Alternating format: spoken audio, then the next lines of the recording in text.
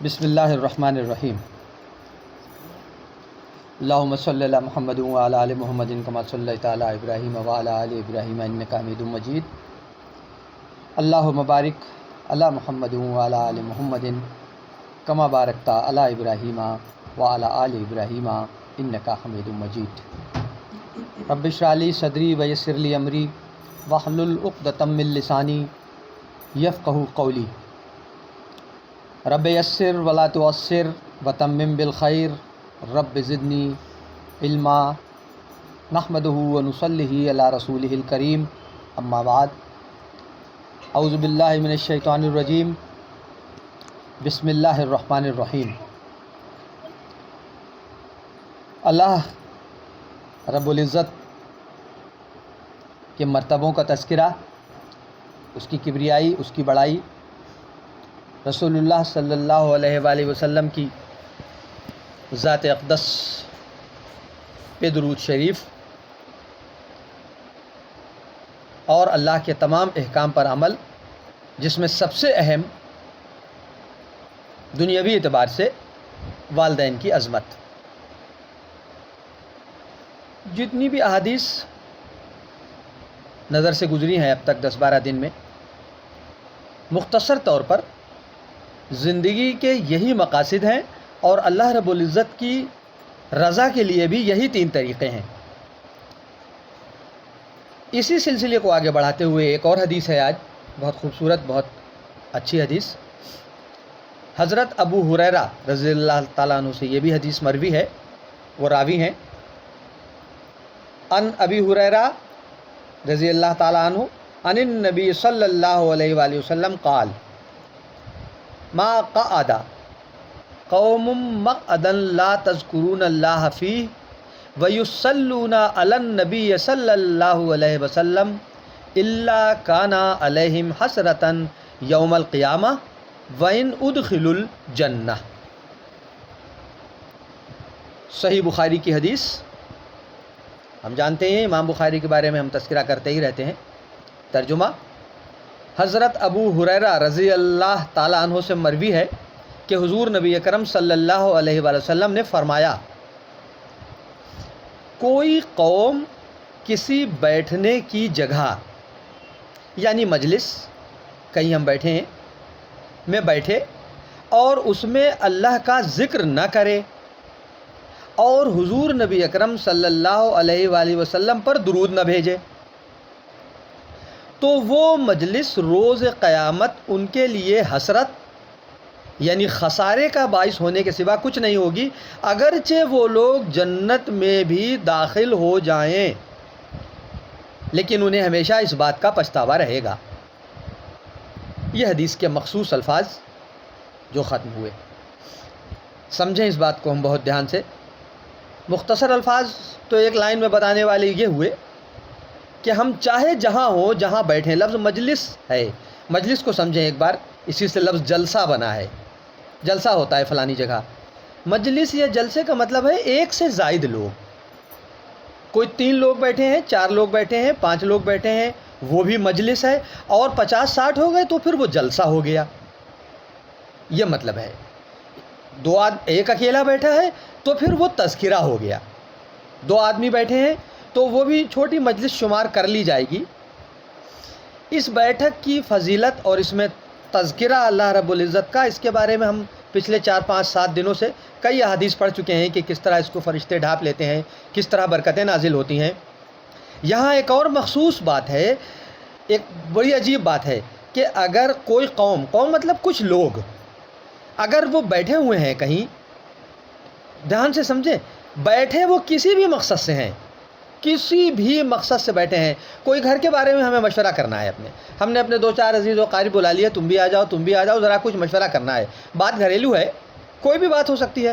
اب وہ مجلس ہو گئی، اب ہم نے اپنے گھریلو بات شروع کر دی جس کے لیے ہم بیٹھے ہیں، سیدھی سی بات ہے، اور بات ختم کر کے تم اپنے گھر چلے گئے، ہم اپنے گھر چلے گئے، وہ مسئلہ حل ہو گیا یا نہیں ہوا وہ بات الگ ہو گئی، یہ مجلس ہوئی اور ہو کے ختم ہو گئی۔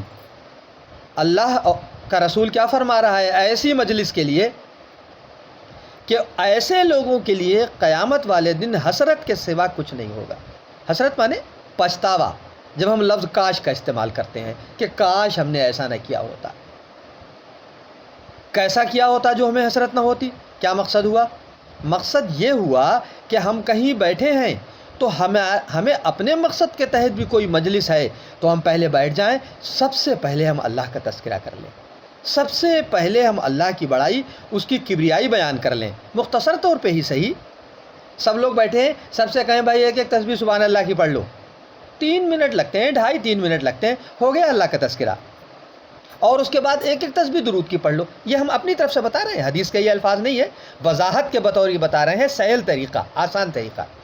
ایک ایک تسبیح درود کی پڑھ لی، اللہ اور اس کے رسول دونوں کا تذکرہ ہو گیا، اللہ کے فرشتوں نے محفل کو ڈھانپ لیا آسمان تک، شیطان محفل سے دور ہو گیا۔ اب ہم اپنی دنیاوی مقاصد کی تمام باتیں کریں، جس مقصد کے تحت ہم نے اپنے گھر والوں، عزیز و اقارب، دوستوں، احباب بلایا ہے، دعوت ہے، جتنے بھی لوگ ہیں، اب ہم اپنی ساری دنیاوی باتیں کریں۔ کیا فائدہ ہوا؟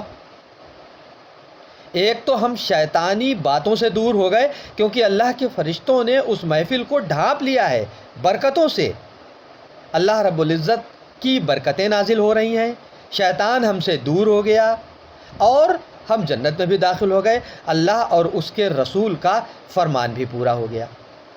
بہت دھیان سے 2 باتیں ہم نے سمجھ لی، حدیث کے الفاظ بھی سمجھ لیے کہ جس مجلس میں ہم بیٹھے ہوئے ہوں اور اللہ اور اس کے رسول کا تذکرہ نہ ہو تو پھر روز محشر ہمارے لیے خسارے کے علاوہ کچھ نہیں ہے، چاہے بھلے ہم جنت میں داخل بھی ہو جائیں، کیونکہ اچھے عمل تو ہم نے اس کے علاوہ بھی بہت سے کیے ہوئے ہیں ہی، لیکن یہ پچھتاوا رہے گا جب ہم ان لوگوں کی مجلس کو، ان لوگوں کو جنت میں دیکھیں گے کہ ہمارے برابر اعمال ہیں، ہماری طرح ہی روزہ نماز ہے، لیکن یہ ہم سے اعلیٰ درجے پہ کیسے بیٹھے ہوئے ہیں؟ تو پتہ چلے گا کہ جب یہ کوئی مجلس کیا کرتے تھے تو اللہ کے نام سے شروع کیا کرتے تھے، اور اللہ کے رسول صلی اللہ علیہ وسلم پر درود بھیجا کرتے تھے، سیرت النبی کی باتیں کیا کرتے تھے، سیرت کے بارے میں باتیں کیا کرتے تھے، اللہ کے رسول صلی اللہ علیہ وسلم کی ذات اقدس کے بارے میں، معجزات کے بارے میں، اہل بیت کے بارے میں، صحابہ کے بارے میں، یعنی جو بھی ذات اللہ کے رسول صلی اللہ علیہ وآلہ وسلم کی ذات سے منسلک ہے، جڑی ہوئی ہے، ان کا ہم تذکرہ کیا کرتے تھے، تاکہ ہمارا نبی ہم سے خوش ہو جائے، تاکہ ہمارا رب ہم سے خوش ہو جائے۔ الٹیمیٹ ٹارگٹ ہمارے پاس ہمارے اپنے رب کو راضی کرنا ہے۔ اب ہمیں وہ راستے ڈھونڈنے ہیں جس سے ہمارا رب راضی ہے۔ آسان راستہ اللہ کے رسول ہمیں بتا ہی رہے ہیں کہ اللہ کا تذکرہ کرو اور اللہ کے رسول کا تذکرہ کرو، قصہ ختم۔ اللہ کی حفظ و امان میں رہو، اللہ کے رسول کی حمد و ثنا، ان کی تعریف بیان کرتے رہو تو ان کی رحمت کے سائے میں رہو اور فرشتوں کے سائے میں رہو۔ اگر ایسا نہیں کرو گے تو پھر تم اپنے درجوں کا جو تمہیں ملنے والے ہیں وہ جنت میں تمہیں اس میں خسارہ اٹھانا پڑے گا، پھر پچھتاوا ہوگا۔ اور بہت آسان کام ہے، بہت ہی آسان کام ہے، کوئی مشکل کام ہے ہی نہیں۔ ہم ملتے بیٹھتے ہیں، ضروری نہیں ہے کہ ہم کوئی باہر والوں کو بلائیں، دعوت ہو تبھی ہم اس بات کا دھیان رکھیں۔ ہم اپنے گھر کے 5-7 لوگ بیٹھے ہوئے ہیں، کوئی بات چیت کر رہے ہیں، ایک بار سبحان اللہ یا لا الہ الا اللہ ہم پہلے بتا ہی چکے ہیں، تکبیر، تحلیل، تسبیح اور تمہید، یہ ہم پہلے بتا چکے ہیں کہ یہ جمع ہو جانے والی نیکیاں ہیں۔ ایک ایک قدم پر ہم حدیث کے الفاظ یا قرآنی آیات کا ترجمے کو اپنے ذہن میں رکھیں، ایک ایک قدم پہ رکھیں۔ کوئی عمل کرنے جا رہے ہیں یہ سوچ لیں کہ لاؤ اس سے پہلے ہم چھوٹا سا ایک کام یہ کر لیں، پھر اپنا کام کریں، اس میں سب کچھ آ گیا، اس میں وہ ہماری جمع کرنے والی نیکیاں بھی آ گئیں، اس میں ہمیں اجر بھی آ گیا، اس میں ہماری محفل کو فرشتوں نے ڈھانپ بھی لیا، اس میں برکتیں بھی آ گئیں، اور اس میں ہم جنت کے حقدار بھی ہو گئے، اور اس والی حدیث پر ہمارا عمل بھی ہو گیا۔ ہر قدم پر ہمیں اس بات کا دھیان رکھنا ہے کہ ہر حدیث پر، ہر سنت پر، ہر اللہ کے حکم پر ہمارا عمل ہوتا رہے، تاکہ اس زندگی میں ہمارا رب ہم سے راضی رہے۔ جب ہماری آنکھیں بند ہو جائیں گی، جب ہم اپنی قبر میں چلے جائیں گے تو پھر ہمیں اپنے رب کو راضی کرنے کے لیے کوئی دروازہ کھلا ہوا نہیں ملے گا۔ جن حالات سے ہم سب لوگ گزر رہے ہیں، پوری دنیا میں جو حالات چل رہے ہیں، ہم سب جان رہے ہیں، ہم سب جان رہے ہیں کس طرف سے، چاروں طرف سے دنیاوی اعتبار سے کیا مشکلیں ہیں، حکومت کی اعتبار سے بھی کیا مشکلیں ہیں، ہمارا رب بھی ہم سے ناراض ہے، اس کی طرف سے بھی کیا مشکلیں آئی ہوئی ہیں۔ نہیں معلوم کب کس کی آنکھ بند ہو جائے، کب کس کا بلاوا آ جائے۔ تو نقصان کیا ہوگا؟ نقصان صرف یہ ہوگا جس کی آنکھ بند ہو جائے گی اس کا نقصان ہوگا۔